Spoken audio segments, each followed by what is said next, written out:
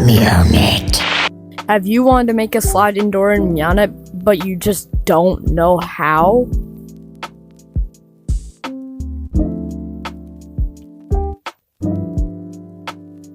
Well, today you came to the right place, because we're gonna be doing this using CV1 in Meow.net. My name's Frosty, and let's continue on with the tutorial. Okay, first we need a simple door model. Now, you can't make a sliding door without the door, so that's what I did right here.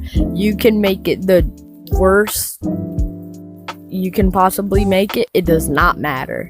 What you're gonna need for this tutorial is a piston, and you want it to be configured to move to target. You're gonna want a state machine, and right beside state machine, you're gonna want 2 states. Just like that. And that's all you need for chips. And obviously our door. And in the math chips, you're gonna want a Boolean chip. Right there. So then you're gonna want to go to wire. So you want to wire your state machine to your state, and then state to state. Yeah, it sounds kind of weird. Then state back to state.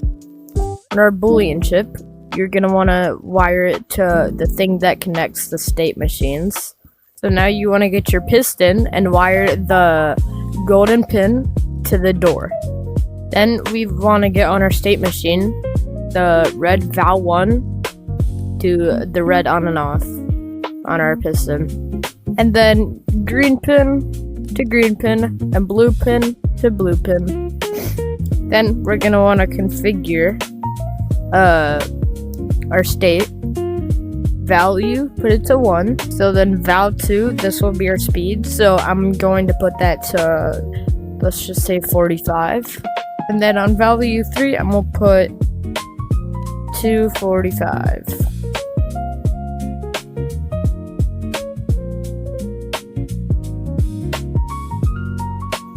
Now once you did that, what you just saw is, since we did that, our door started to levitate.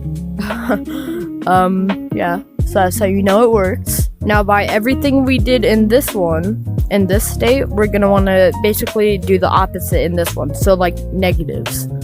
So for this one, it's going to be val1, but for this time, on val2, which is your speed, it's going to be negative 45, and val3 will stay remaining 0. And so now you have your sliding door, but how do you make it come back down? Then you're going to want to get a trigger volume.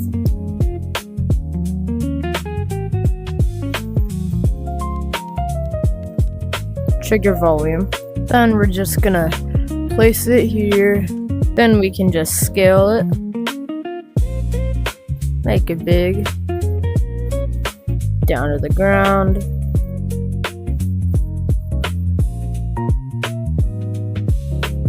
Make it wide, and let's make it a little bit higher.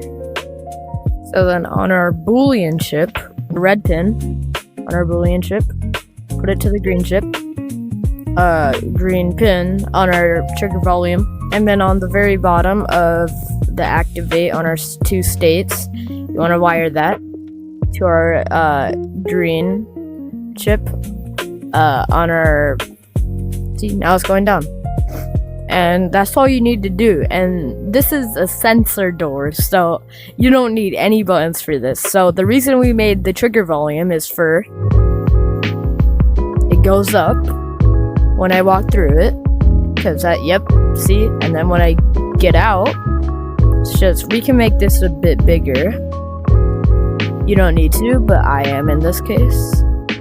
So like that. Rise up. Thank you.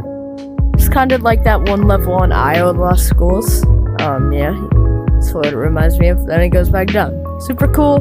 You can add this in your dorm or whatever, and that's how you make a sliding door in Meow.net using CV1. My name's Frosty, and I'm out.